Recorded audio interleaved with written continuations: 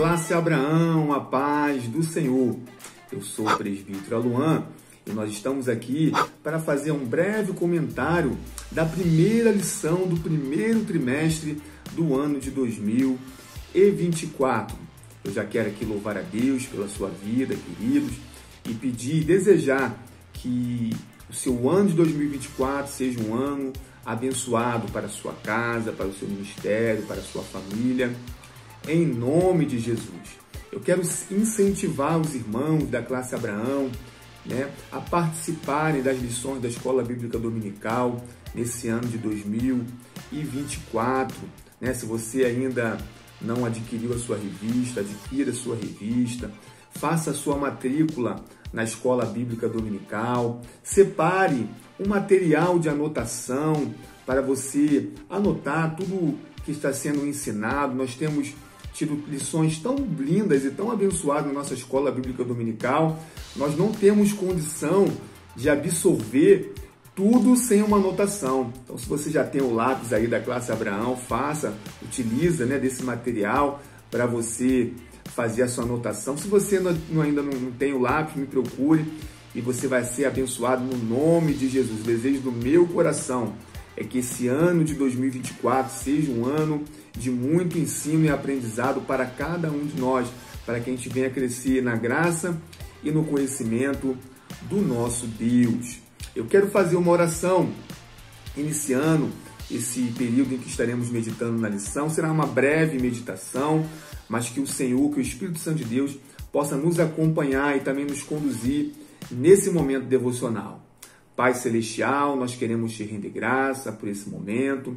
Obrigado, Senhor, por mais um trimestre que se inicia e pela oportunidade de estarmos aqui, Senhor, debruçados sobre a Tua Palavra. Espírito Santo, venha nos conduzir, nos dando graça, para que tudo que for ensinado venha trazer benefício para a nossa vida espiritual e para a nossa família, para que estejamos lares ainda mais abençoados, no nome de Jesus. Amém. Queridos, a lição desse trimestre está tratando sobre família. O tema do trimestre é família, um projeto de Deus, moldando lares estruturados, saudáveis e estabelecendo um legado de valores segundo a Bíblia Sagrada. Serão 13 lições que serão comentadas pelo pastor Valdir Alves de Oliveira. Ele é pastor auxiliar na Catedral das Assembleias de Deus, na Baleia, lá em Brasília. Ele é secretário executivo da Conemad, ele é economista, pós-graduado, é escritor, palestra muito sobre família e sobre obreiros, e para obreiros, para líderes, e também tem muitos livros publicados. Já comentou outras lições da Escola Bíblica Dominical recentemente, e é um homem muito experimentado, que tem muito a acrescentar e edificar a nossa vida com seus conhecimentos. E que seja um trimestre abençoado em nome de Jesus. A lição de número 1 tem como título o projeto estrutural da família. Ela é baseada no texto áureo que se encontra em Gênesis 2:18, que diz assim: E disse o Senhor Deus, não é bom que o homem esteja só, far-lhe-ei uma adjuntora que esteja como diante dele. A verdade aplicada diz: a criação da família é uma obra de Deus, mas a sua administração é de responsabilidade de seus membros. Ele pega como texto de referência, nós não vamos ler, mas lê aí na sua casa, na sua lição, na sua Bíblia, o livro de Gênesis, o capítulo 2, o verso 18, 21, 22, 23 e 24. Amados, a lição de número 1 vai tratar da família como um projeto de Deus. A família é um projeto de Deus. A definição de projeto é trazida no corpo do tópico de número 1, que diz: é um plano. Por definição, é a descrição detalhada de um empreendimento a ser realizado. Eu achei muito interessante a abordagem dessa primeira lição, porque, sendo a família um projeto de Deus, o comentarista ele vai estabelecer um paralelo da família como um projeto. Então, se o projeto é uma descrição detalhada de algo que se almeja realizar, né? Nós precisamos entender a família como sendo um projeto. E aqui ele vai dar algumas descrições, traçando um comparativo entre a família e um projeto como nós conhecemos. Um projeto, por exemplo, arquitetônico, a construção de um prédio, ele precisa de um arquiteto, né? Ele tem um prazo estipulado para início e conclusão. Ele tem cada trabalhador, cada membro envolvido na sua obra com a sua responsabilidade, né? Você tem o eletricista, você tem aquele que vai trabalhar na fundação, você tem aqueles que vão trabalhar na fase de acabamento e tem uma finalidade. Tudo que é descrito, o material que vai ser adquirido, né? O valor que vai ser empregado, tudo aquilo tem uma finalidade, que é a construção e a edificação daquele prédio para moradia, para venda, para aluguel. E dessa maneira, o comentarista estabelece esse paralelo. Assim como um projeto de uma edificação tem um engenheiro ou um arquiteto para liderar o projeto da família, ele foi concebido e foi criado e é conduzido por Deus. O Senhor é o arquiteto da família. Ele planejou como cada coisa ia acontecer, como cada membro ia trabalhar, né? O quando iria iniciar e o prazo de validade desse projeto. Então nós vemos que Deus é o arquiteto. E nós vemos também que se deu início no Jardim do Éden, lá em Gênesis 2, do 18 ao 24, que é o texto de referência, nós vemos como Deus cria a família através de Adão e de Eva. Deus concebe a mulher ao homem com o propósito de ele não estar sozinho. É interessante, queridos, que Deus ele cria todas as coisas, mas no seu projeto, no seu coração, Deus desejava que o homem fosse cooperador dele na administração da sua criação. Deus sempre quis que o homem trabalhasse na conservação e na edificação de tudo que ele criou.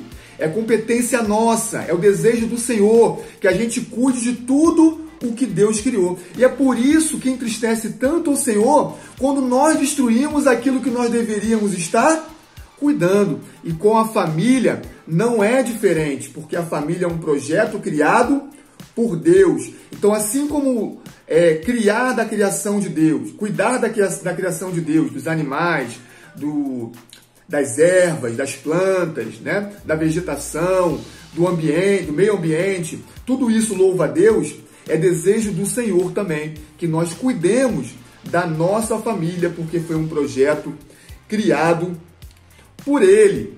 Então nós vemos que quando Deus traz os animais para que Adão pudesse nomeá-los, Deus estava envolvendo Adão na administração da sua criação. E quando Deus olha para aquela imagem, Deus percebe, na verdade, na sua onisciência, Deus já sabia, mas dessa maneira relatada na Bíblia, que faltava a Adão a sua adjuntora, alguém que estivesse à sua altura, uma companheira.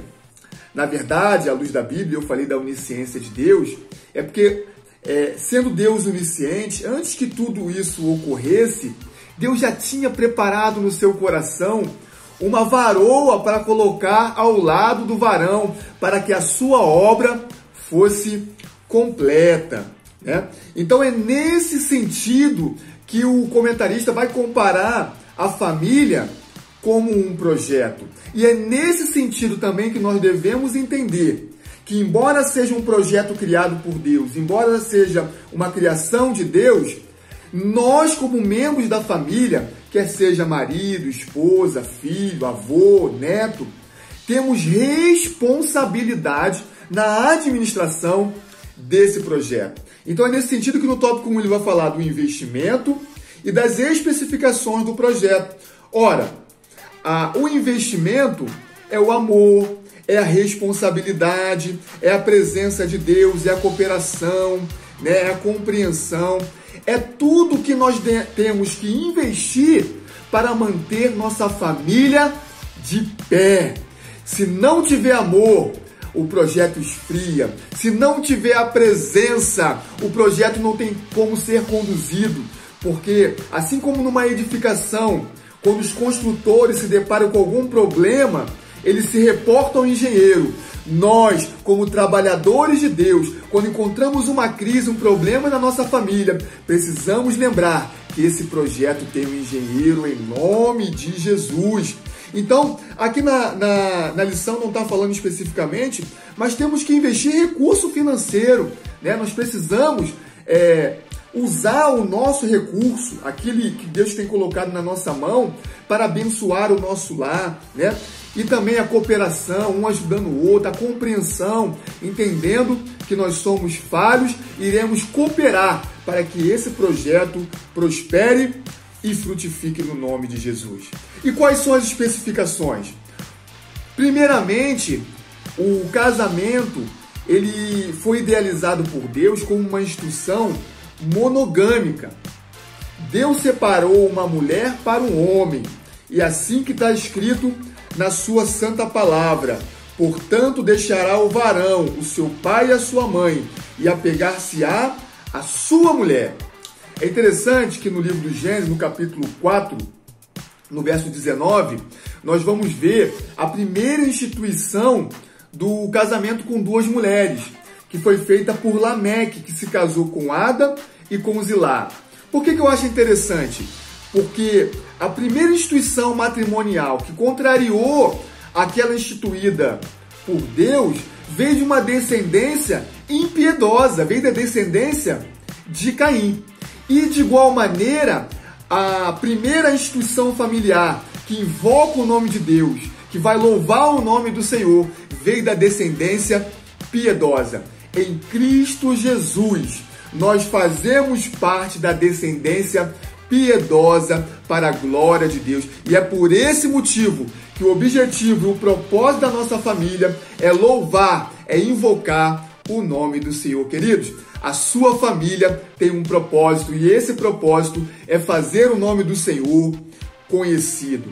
A instituição da família tem esse propósito, que está no tópico 2. Né? Primeiramente, qual a importância do casamento? O casamento é para que o lar seja estruturado. Um lar onde não existe o matrimônio é um lar desestruturado. Não há cooperação, né? Não há ajuda entre os membros. E a prática da prostituição. É o que está lá em 1 Coríntios, que a própria revista cita. 1 Coríntios 7:2, que vai falar do propósito da criação do casamento. O apóstolo Paulo escreve assim: ora, quanto à coisa que me escreveste, bom seria que o homem não tocasse em mulher, ou seja, vivesse uma vida totalmente consagrada ao Senhor. Aí ele diz no verso 2, mas por causa da prostituição, cada um tem a sua própria mulher e cada um tem o seu próprio marido. Então, o casamento nos protege da prática da prostituição. E mais do que isso, o casamento é a constituição da unidade familiar, para que através dessa unidade a procriação, ou seja, os nossos filhos, venham formar novas famílias. E assim, aquela unidade primeira, que foi constituída à luz da palavra de Deus, ela vai se replicar. E o nome do Senhor será glorificado dentro de uma comunidade. Nós vemos à luz da Bíblia que esse foi o padrão adotado por Deus. Assim como Deus escolhe uma família para invocar o seu nome, Deus vai formar através das famílias uma nação que invoca o seu nome, que foi a nação de Israel. Para que através dessa nação o seu nome fosse invocado entre todas as nações, como ele havia profetizado para Abraão, que em Abraão todas as famílias seriam benditas, ou através da descendência, do descendente de Abraão, todas as famílias seriam benditas. Então, através de uma unidade, Deus institui padrões que louvam o nome dele, para que sejam replicados, para que o nome dele se torne conhecido. O que eu quero dizer com isso? A nossa responsabilidade como pais de família é criar filhos saudáveis, para que as famílias que eles vão constituir também reflitam a glória, a misericórdia e a graça de Deus. Por isso que ele vai dizer que é importante no ambiente familiar os ensinos devocionais. Os nossos filhos, a nossa família vai se fortalecer dentro do ambiente familiar através do ensino da palavra, através dos louvores e através da oração comunitária dentro do lar. Às vezes você é um obreiro, né? Às vezes você pode ser um líder de departamento, mas é importante que você seja um obreiro, que você seja um líder dentro da sua casa também. O nome do Senhor não pode ser invocado somente nos templos religiosos. Ele precisa ser invocado primeiramente, prioritariamente, dentro do nosso lar. Como é maravilhoso, meus irmãos, nós louvarmos o Senhor em família. Como é maravilhoso, meus irmãos, nós ensinarmos a palavra de Deus dentro do nosso lar. Porque assim, nós estaremos estabelecendo raízes firmes nessa firme rocha que é Cristo Jesus, para que a nossa família permaneça de pé. Então precisamos cultivar as práticas devocionais. Ele diz ainda que o padrão da instituição do matrimônio é rompendo os laços com seus pais, porque a palavra de Deus diz que o homem e a mulher deixará o seu lar, né? Eu entendo que cada fase da nossa vida, os desafios que nós enfrentamos, diversos desafios que nós enfrentamos, são oportunidades de nós crescermos no nosso relacionamento com Deus. Quando se é criança, jovem, adolescente dentro de um lar, nós estamos debaixo da proteção dos nossos pais, que enfrentam os desafios por nós. E vendo e observando a maneira como eles buscam o Senhor, nós vamos tendo referência da maneira correta de agir quando tivermos a nossa própria família. Quando nós casamos, nós iremos nos ver diante desses desafios e lembraremos das maneiras com as quais os nossos pais venceram as batalhas no Senhor. E essa memória e os ensinamentos do lar, nos devocionais, nos ensinos, irá nos encorajar a vencermos, a enfrentarmos também esse desafio. Terá chegado o momento de nós vivermos as nossas crises e vencê-las também no Senhor, para que o nome do Senhor seja glorificado. O comentarista, ele vai encerrar a primeira lição, com o Salmo 128, que é o Salmo da família. E é interessante que ele fala da bem-aventurança. Esse salmo traz promessas para a família que o comentarista afirma ou destaca que são condicionais. A bem-aventurança que é prometida ao homem e à família, ela decorre da obediência, do temor ao Senhor, né? Em Provérbios diz que o temor ao Senhor é o princípio da sabedoria. E é esse temor que vai atrair para o nosso lar todas as bênçãos profetizadas no Salmo 128. Que aqui ele diz assim: primeiro, a esposa é videira frutífera ao lado da tua casa. A videira, né, ela dava como fruto a uva que era preparado o vinho. O vinho é o símbolo da alegria. Então, o homem que teme ao Senhor tem uma esposa que traz alegria para o seu lar. Ele ainda diz que os seus filhos é como a oliveira à roda da tua mesa. A oliveira, ela dava como fruto a azeitona, de onde era extraído o azeite, né? E o azeite produzia perfumes, óleos para ungir feridas, né? Para curar como remédio, né? Como medicina, né? E também a unção. Então essa planta era muito valiosa na cultura hebraica. Nós vemos no Novo Testamento, né, alguns exemplos de pessoas que usaram óleos caríssimos, que eram azeite, né, para poder ungir a Jesus. É o valor que tem o azeite, o óleo, né, o que pode produzir a oliveira.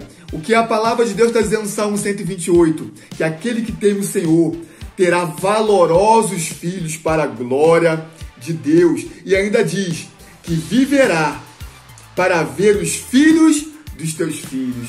Fala de longevidade. Aquele que teme o Senhor tem uma vida abençoada no nome de Jesus. A conclusão diz assim: a família jamais acabará, pois é o projeto de Deus para o ser humano, e o que Deus fez, o que Deus faz, homem nenhum poderá destruir.